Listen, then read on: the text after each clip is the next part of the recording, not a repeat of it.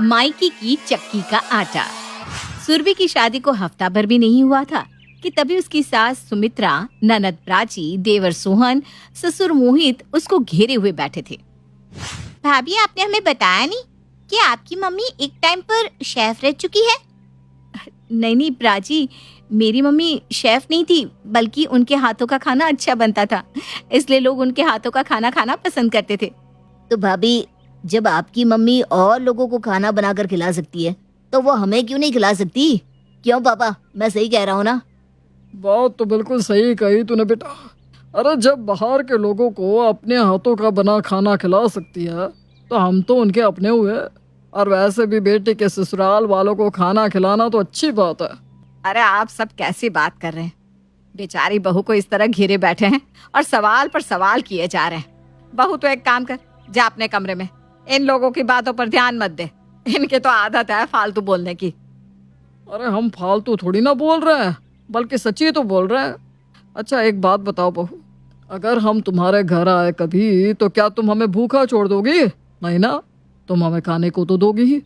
पर जब हम वही खाना तुम्हारे हाथों की बजाय तुम्हारी माँ के हाथों का खाए तो इसमें कौन सा गुनाह है? नहीं बाबूजी, इसमें कोई गुनाह नहीं है। आप जब भी घर पर आएंगे तो माँ आपको अपने हाथों से ही खाना बनाकर खिलाएगी। अच्छा आप सब यहीं बैठिए, मैं शाम के खाने की तैयारी करती हूँ। इतना बोलकर सुरभि वहां से उठकर चली जाती है। एक दिन सुरभि जब खाना बना रही होती है तो उससे कुछ रोटियां जल जाती है, जिन्हें देखकर सुमित्रा कहती है, बहू तू ये रोटियां हमारे लिए ही बना रही थी ना? क्योंकि देखकर लग ही नहीं रहा कि ये इंसानों के लिए खाना बनाया है। अरे बहू, तुझे क्या हमसे कोई दुश्मनी है? नहीं माँ जी, ये आप कैसी बात कर रही हो? भला मुझे क्या आपसे दुश्मनी हो सकती है? आप सब तो मेरा परिवार हो। वो तो पता नहीं आज रोटियां कैसे जल गई। बहू, मुझसे तो ये खाई नहीं जाएगी जली हुई रोटियां, और अब तो आटा भी खत्म हो चुका है। माँ जी, मैं अभी दुकान से आटा ले आती हूँ ना। बहू, अब क्या यही बचा है करने को कि तू बार बार जली रोटी बनाकर खाना बर्बाद करे और हम आटा लाते रहे? माँ जी, आप ऐसे क्यों बोल रही हैं? आज ही तो रोटियां जली है, रोज रोज थोड़ी ना जलती है। हाँ बहू, तभी तो मैं आज ही बोल रही हूँ। वैसे तेरी ये जली हुई रोटियां देखकर मेरी तो भूख ही मर गई। मैं आज खाना नहीं खाने वाली, और मुझे नहीं लगता कि घर में कोई भी खाना खाएगा। अपनी सास की बात सुनकर सुरभि बहुत परेशान हो जाती है। तुरंत अपनी माँ अनीता से मिलने चली जाती है। अपनी बेटी को घर आया देखकर अनीता को बहुत अच्छा लगता है। अरे सुरभि बेटा, आज यहाँ तू तो घर से क्या आ गई? ये घर बहुत सुना हो गया है तेरे बिना। मेरा तो यहाँ मन ही नहीं लगता। ऐसा मन करता है कि तुझे बुला लूं, लेकिन बार बार बुला भी तो नहीं सकती ना। मुझे भी आपकी बहुत याद आई माँ, मेरा भी वहाँ मन नहीं लग रहा है। क्या हुआ बेटा? तू कुछ परेशान लग रही है। सब ठीक तो है ना वहाँ? कहीं किसी ने कुछ कहा तो नहीं तुझे? अगर किसी ने कुछ कहा भी है तो बता मुझे, मैं बात करती हूँ उससे। माँ सब ठीक तो है, लेकिन मेरे ससुराल वालों को कहीं से पता चल गया कि आप बहुत अच्छी रोटियां बनाती हो, तो बस उनका मन हो रहा था आपके हाथ की रोटियां खाने का। मुझे लगा कि अब मेरे ससुराल वालों को आपके हाथ की रोटियां इतनी अच्छी लग रही है तो एक बार उन्हें खिलाई देती हूँ। चलिए, तो बहुत अच्छी बात है, मैं अभी बना देती हूँ। वैसे भी खाने का टाइम हो रहा है, जल्दी से बनाकर तुझे दे देती हूँ ताकि तू भी जल्दी से अपने घर चली जाए। हाँ माँ। अनीता जल्दी से रोटियां बनाती है और सुरभि को देती है। सुरभि के ससुराल वालों को रोटियां बहुत ज्यादा अच्छी लगती है। ऐसे ही एक दिन सुरभि आटा लगाने जा रही होती है, तभी वहाँ उसके ससुर आते हैं। बहू, आटा लगा रही है? जी पापा जी, मैं सोच रही हूँ कि आज सबके लिए मैं आलू के पराठे बना दूँ। आपको पसंद है ना? हाँ बहू, पसंद तो है, लेकिन मैं आलू के पराठे खाता नहीं। अब तू एक काम करना, अपनी माँ से रोटियां लेकर आ जा बेटा, आज तो मैं वही खाऊंगा। जी ठीक है पापा जी। सुरभि अपने ससुर की बात मान जाती है। तभी वहाँ उसकी ननद आती है। भाभी, जब आप अपनी माँ के घर से रोटियां ला ही रही हो तो एक काम करो ना, अपनी माँ से बोल देना आलू के पराठे बनाने को। अब क्या यहाँ बनाओगी? इससे तो अच्छा वहाँ आपकी माँ ही बना दे। और एक काम करो, अपनी माँ को ना फ़ोन करके बोल दो बनाने को, और फिर जल्दी से निकल जाओ ताकि जल्दी जल्दी आ भी सको ना आप।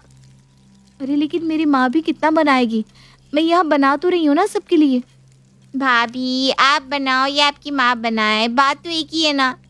वैसे भी मैं तो यही सोचकर बहुत खुश हो रही हूँ कि आपकी माँ के हाथों की जब रोटियाँ इतनी अच्छी होती है तो आलू के पराठे कितने अच्छे होंगे।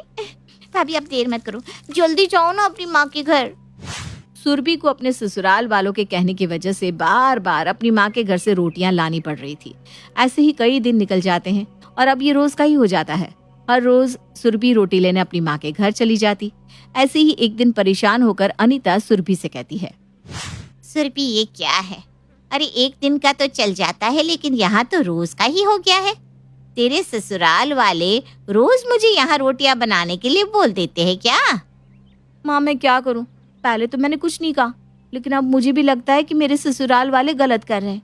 अरे रोज आपके घर से रोटी लाने के लिए भेज देते हैं, बेटी के ससुराल का पानी तक नहीं पीते, लेकिन ससुराल वाले मायके की रोटी खाए जा रहे। हद है ये तो। अनीता और सुरभि दोनों ही परेशान हो जाते हैं। तुरंत अनीता सुरभि के घर चली जाती है और सबसे कहती है, माफ करना, वो क्या है ना, मेरे घर पर गैस खत्म हो गई थी और कुछ बनाने के लिए था भी नहीं, तो मैंने सोचा अब तक ससुराल वालों को बेटी के मायके का आटा खिलाया है, अब मैं भी बेटी के ससुराल का कुछ खाने आ जाती हूँ। लेकिन बहन जी आप तो बेटी के ससुराल का पानी तक नहीं पीती तब खाना कैसे खाएंगी आप? ये तो बिल्कुल सच है, लेकिन पुराने रीति रिवाज में कब तक बंद कर रहेंगे हम लोग? हमें ही तो पुराने रीति रिवाज घिसी पिटी बातें तोड़नी पड़ेगी ना। और वैसे भी आप लोग तो इतने मॉडर्न हैं, आप लोग थोड़ी ना किसी बात के लिए मना करेंगे आप लोगों को तो अच्छा ही लगेगा ना कि आप मुझे खाना खिलाएं। हाँ बिल्कुल सही कहा आपने, लेकिन अभी हमारे घर पर तो कुछ बना ही नहीं। बनाने ही तो क्या हुआ, बन जाएगा खाना। सुमित्रा बहन यहीं पर है, प्राची भी है, ये दोनों मिलकर बना लेंगी। तब तक मैं अपनी बेटी के कमरे में जाकर बेटी से थोड़ी बातें कर लेती हूँ क्यों, सही रहेगा ना ये? हाँ सही है मैं ना आपको बताना भूल गई, वो क्या है ना, मैं जिस घर पर रहती थी उस मकान मालिक ने घर खाली करने को कहा है, तो अब मैं कुछ दिन यहीं पर रहूंगी। मतलब अब से कुछ दिनों तक, पता नहीं कितने दिन हो सकते हैं, लेकिन अब यहीं पर मेरा खाना पीना होगा। और इतना तो मुझे भरोसा है अपनी बेटी के ससुराल वालों पर कि मेरे यहाँ रहने से उन्हें कोई दिक्कत परेशानी नहीं होगी। जी बिल्कुल।